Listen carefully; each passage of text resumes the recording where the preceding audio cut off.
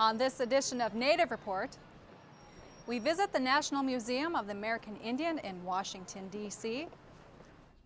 We meet noted artist and cultural historian Carl Gawboy. And we visit Indian Mounds Park in St. Paul, Minnesota, a site considered sacred. We also hear from the elders and learn something new about Indian country on this Native Report. Production of Native Report is made possible by grants from the Shakopee Metawakanton Sioux Community, the Mille Lacs Band of Ojibwe, the Blandin Foundation, and the Grotto Foundation.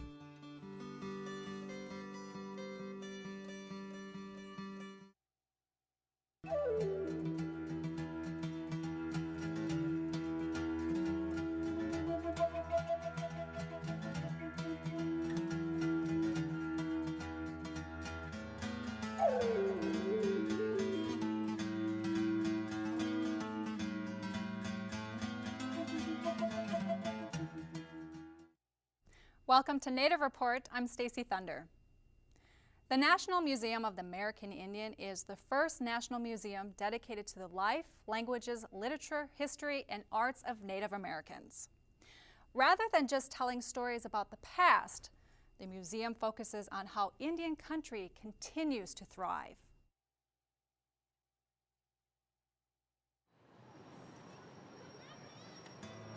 The beginnings of the National Museum of the American Indian goes back to the 1890s with George Gustav Heye, who amassed the single largest collection of native artifacts in the world.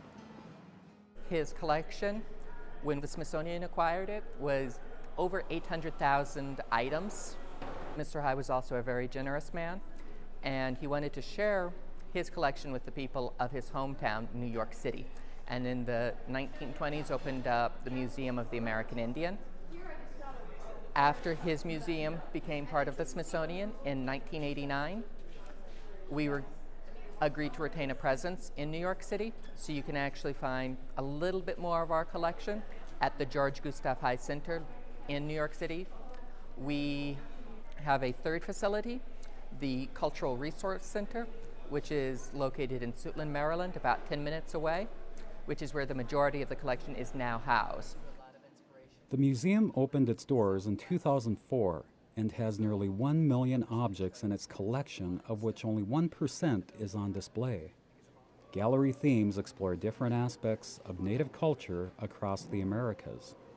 The themes of these galleries actually came out of those collaborations between museum staff and community members. So the two galleries we have here are Our Universes and Our Peoples. Our Universes looks at idea of philosophy, cosmology, and tradition, and looks at those ideas through seasonal celebrations. Our Peoples looks at history, and again, that history from a Native perspective. For instance, just to give an idea of what I mean by Native perspective when looking at history, one of the major things you'll see within the exhibit spaces are creation stories. Those places where people say that they came from. One thing you will not see at this museum is any reference to the Bering Land Bridge, because that's not one of our stories. That is a story that other people have for us. In an alcove between two galleries is a bronze sculpture, Allies in War, Partners in Peace, commemorating the alliance between the Oneida Nation and the United States during the Revolutionary War. This piece, if I could take a time, has a wonderful story behind it. The lady standing in the center, her name is Polly Cooper. Polly Cooper is coming from the Oneida Nation. One winter, Polly Cooper heard a story about some young men who were starving. They were very cold, their shoes were falling apart, and their feet were bleeding. These young men were in a very bad situation. So she went to some of the leaders of her community, like the gentleman standing beside her, Chief Scanandoah, and she actually gathered together donations of food, like the basket of corn she's holding. And she and several members of her community marched several hundred miles in midwinter to go feed these young men that she had heard about. One of those young men can be seen standing to her other side, George Washington. So the other people she fed were his troops at Valley Forge. The exhibits and displays present the history of Native cultures, but they also show these cultures as they exist today, all from a Native perspective. The gallery we'll be going to now is Our Lives, which looks at who we are today. It is the gallery that has the brunt of trying to break that stereotype of looking at us as people of the past, and tries to let visitors see us in a very modern sense today. With this wall behind me, you get a sense of looking at the diversity, once again, that exists within native lands. You look at all of these people, you have Mapuche from Chile, Yupik from Alaska, and every place in between. And this native identity is about the only thing these people have in common. They come from different family backgrounds, they have different family roles, and you get a sense of how complex identity is. And as Native people, unfortunately, all too often our identity is boiled down to that one facet of our identity as a Native person. One exhibit bridges the past and the present in ways one might not imagine. Masks made out of a popular brand of tennis shoes, and totem poles made out of golf bags. Welcome to Strange Comfort. In this gallery, you'll see some of the artwork of one of our Canadian artists, Brian Youngin. You can actually see a lot of the materials he uses, like in this piece, Shapeshifter, taking those plastic lawn chairs and changing them around. So we have that strange comfort because there is something strangely familiar and comforting with a lot of these pieces because we can recognize elements within the pieces. When we look at this piece, for example, we can talk about the petroleum, that oil that was used to make the chairs, and look at environmental issues with the declining whale population. We can look at this piece and talk about consumerism. The National Museum of the American Indian is a place where visitors might find answers to their questions about Native cultures that continue to thrive. What is Native perspective? How do we see history differently? What stories do we tell, don't tell? What are the differences in the stories we tell? One thing I hear a lot is that people are firstly amazed at the amount of diversity that really does exist in Native land. All of the languages, all of these customs, just the sheer number of Native nations. They are also just shocked by the amount of information that we try to pass over to them. And I think a lot of our visitors are almost stunned with overload. Wow, there is more here than I thought. I thought I was going to be getting a little bit of information because how much information can there be about a very primitive people? And they are continually shocked by the amount of thought that goes into a lot of the exhibit spaces and the amount of thought that was traditionally there. That amount of knowledge that it took to make all of these things, to understand your place with all of these things.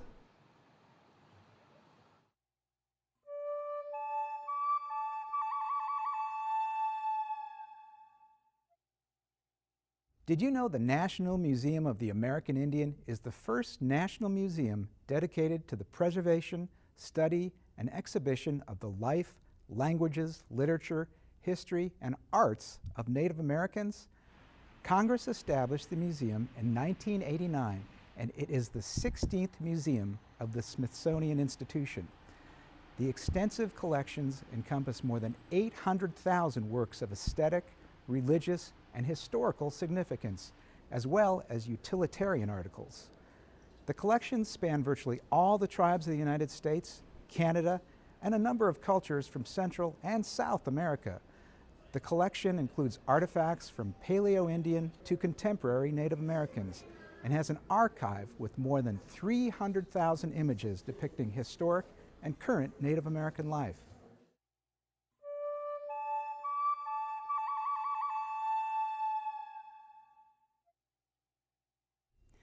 Carl Gawboy is a noted artist and cultural historian who uses watercolors to portray the spirit of everyday life of northern Native and non-Native communities. Transformations in the Cutover, a combined exhibition and lecture series, explores the representation and misrepresentation of culture and heritage.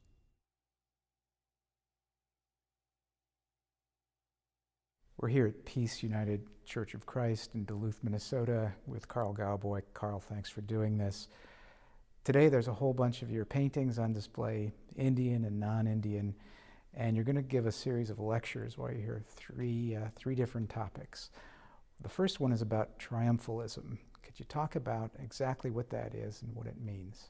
Well, triumphalism in the United States, usually we find in art history, so in paintings of the Mexican War, for example, we see the Mexicans being slaughtered by triumphant American officers. We see paintings of the Indian Wars where the Indians are getting killed. And triumphalism kind of continues on in many ways, and that is a kind of an honoring of the war dead. And the statue here that I'm thinking about is End of the Trail. The End of the Trail image is everywhere, and it's so common that Indians themselves use it. That's one of the characteristics of triumphalism. Very often the victims of this triumph often adapt these symbols.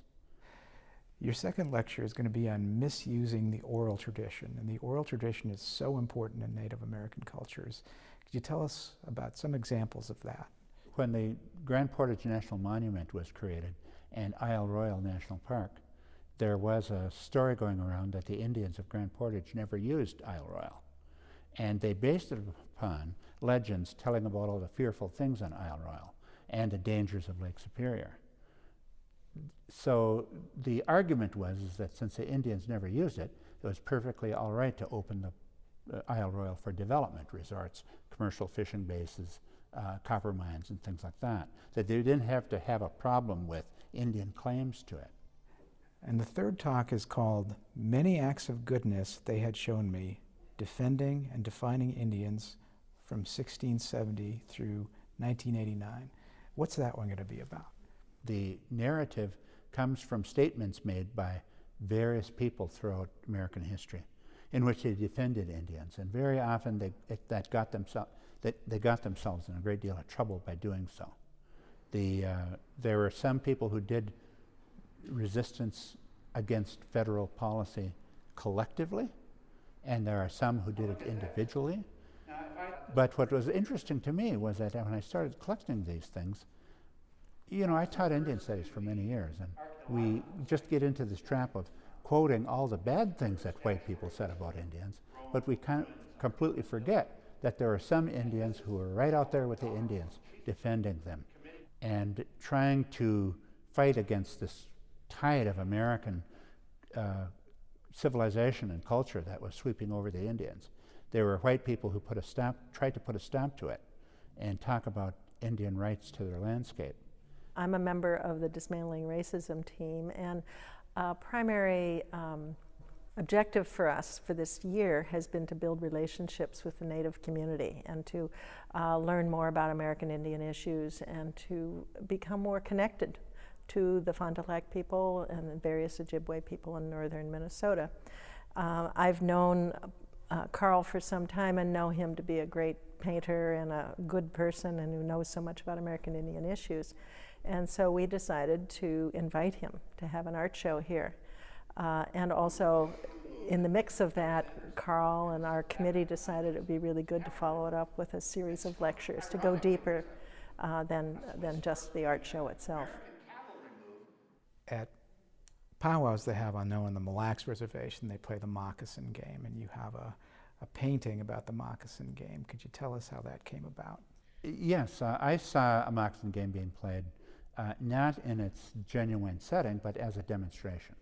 And it was at a powwow in the early 1960s, where the people putting on the powwow through their loudspeaker had these fellows come out, sing some moccasin game songs, and then they demonstrated the moccasin game.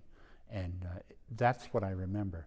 So in my painting, I moved it back to the 30s, 1920s, the very early reservation period, where the moccasin game would be going on in its setting, in its proper setting as a cultural phenomenon rather than as a reenactment. Now, I don't think there's anything wrong with reenactments.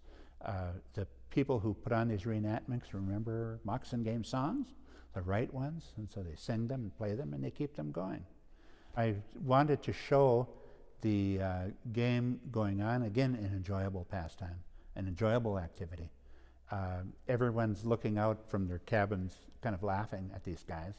The game will go on all afternoon, all night, all the next day. All kinds of things get exchanged, things get lost. But my goodness, Indians gambling? Who would have ever thought of it? On the theme of the fur trade, there's one called Fur Trade Snow Removal. And what is that one about? Well, it was a series of paintings I was doing on fur trade, and I got so tired of looking at paintings of voyageurs looking noble, silhouetted against the sunset. And sometimes they fell flat on their butts. So I was showing winterers spending the winter at a fur trading post. And because of the stockades, snow collected inside the fur trading post, and that had to be removed.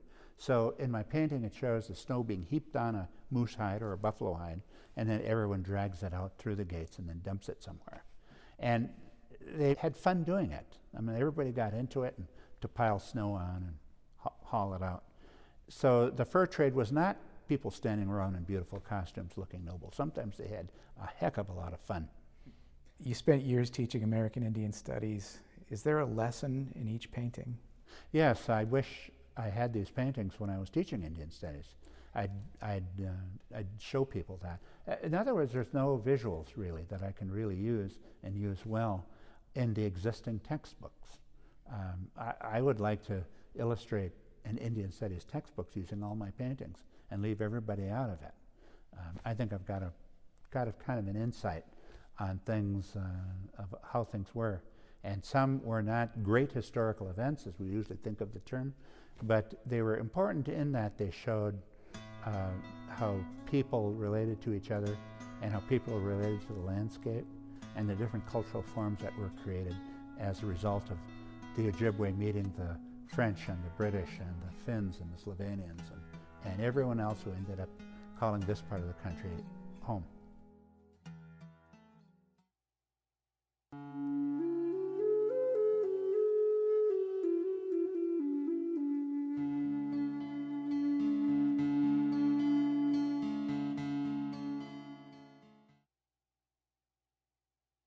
When I listen to the older men, elderly ladies, I would say, they all seem to say that the ego to our people is right on the borderline of us, I suppose, and person, and the supernatural world. I heard some of them say that they cross over sometimes into the spirit world and they come back, and that's how we relay our messages. Like if we're talking to the spirits or something, he's one of the main ones that's always the recipient of all of our tobacco and the food offerings and the bagichigan. Bagichigan is the offerings, like a blanket and stuff like that.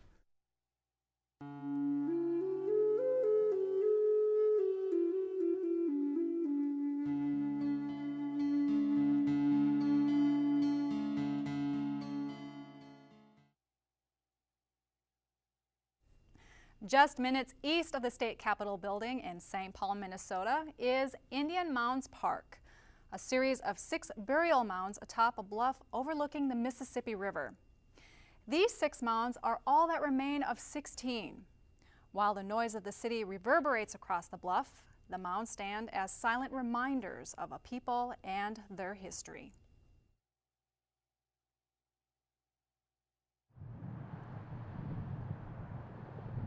On this cool fall day, the solitude of Indian Mounds Park is occasionally broken by the hum of the nearby interstate and other noise from the city of St. Paul and the adjacent rail yard. There are 4 types of mounds: conical mounds, linear mounds, compound mounds, and effigy mounds. And all of these mounds represent a life that was lived, not just a single life, but a whole cultural life, a cultural way of life. There's a lot more to the mounds than just burials. An elder who recently passed away taught us that these mounds were used as landmarks. The people who built the original mounds are said to be from the Hopewellian culture, distinct from modern native nations, but for the Dakota, there is still a connection to be made. I know the scientists say that the Hopewellian people were there 1,500 to 2,000 years ago, but to we Dakota, those are just our predecessors. Those people were, to us, they were Dakota as well. The entire area was known to the Dakota people as Imanijaska, which means the place with the white cliffs or white rocky cliffs. Indian Mounds Park to us was something we called Wichahapi. Pretty much what that means is it was the burying place or a cemetery. To most Dakota people, mounds are looked at as very sacred because that's where we have placed our ancestors for time immemorial. These are the only surviving mounds. The others had either been looted or destroyed for development along the bluff. The exact number of mounds will never be known. When Jonathan Carver first came here, he wrote in his notes that as he approached the top of the bluff line, he could smell the decomposing bodies that were on scaffolds back then when we still used scaffolds. It's a pretty special area, and I'm glad to see it's being taken care of after the mounds were destroyed. I think today there are only 6 mounds, and those 6 mounds have been reconstructed. Early numbers I've heard go anywhere from 58 up to like 178 mounds at one time were up there. Whether those numbers are accurate or not, no one's ever really going to know, because they have been disturbed since the mid-1800s. But the last time I was up there, I saw that they put in a nice contemporary-looking American Indian sculpture, and it appears as though someone could go to that sculpture and leave an offering. And I think that's really a great idea to keep in mind our ancestors, because it's their sacrifices and their lives that allow us to be here today. As Wabasha stated, the existing mounds have been rebuilt, and care has been taken over the years to not disturb those, as well as a cave below the bluff, any further. That area is also significant to us because of what today is called Carver's Cave or the Bruce Vento Nature Sanctuary. There's a cave in the side of the bluffs there. We call that Wakantipi, or House of the Spirits. We believe that one of our spirits, known as Unktechi, lived there. And eons ago, early Dakota people would go there to fast or to pray, to meditate, to do something we call Hambadecha. But as time passed, it was left alone. The railroad was in there for a number of years, and they destroyed the opening of the cave. Early reports documented by non-Indian people say that there were petroglyphs and things of that sort in there. Those, I believe, are gone, but it's walled off now. But hopefully we'll be making that into an interpretive center at an old structure that was there. But through efforts of the City of St. Paul and various local neighborhood groups, it's being cleaned up. I'm really glad to see that the City of St. Paul and the Lower Phelan Creek people are refurbishing that area, trying to bring it back to a natural state. These earthen mounds are mute witnesses to a changing landscape, a changing culture, a changing world, and our relationship with all of those. The mounds at Indian Mounds Park are just one example of how we had a relationship with the earth, because the word in Dakota for earth is maka, and I had heard a relative from out west, West River, talk about that word maka, and he taught that there's 2 parts to that word, ma and ka. Ma being a sense of being, and ka a sense of what used to be. And so you put them together, and that's where you get the word earth, which is where we come from and where we go when we leave this earth. They say the earth is sacred, and because we put our people there, that's just one more element that makes them sacred.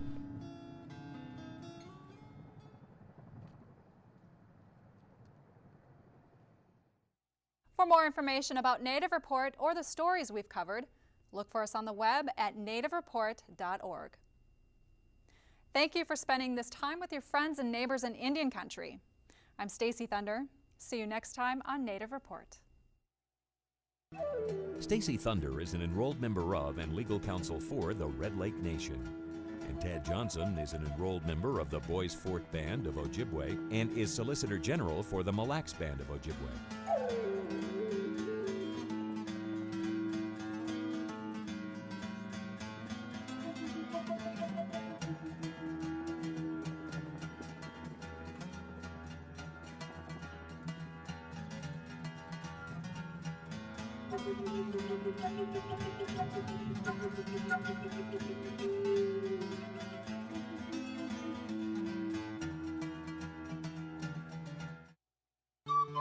Production of Native Report is made possible by grants from the Shakopee Metawakanton Sioux Community, the Mille Lacs Band of Ojibwe, the Blandin Foundation, and the Grotto Foundation.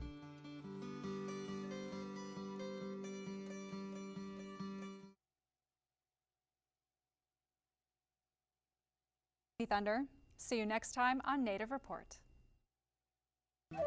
Stacy Thunder is an enrolled member of and legal counsel for the Red Lake Nation. And Tad Johnson is an enrolled member of the Boys Fort Band of Ojibwe and is Solicitor General for the Mille Lacs Band of Ojibwe.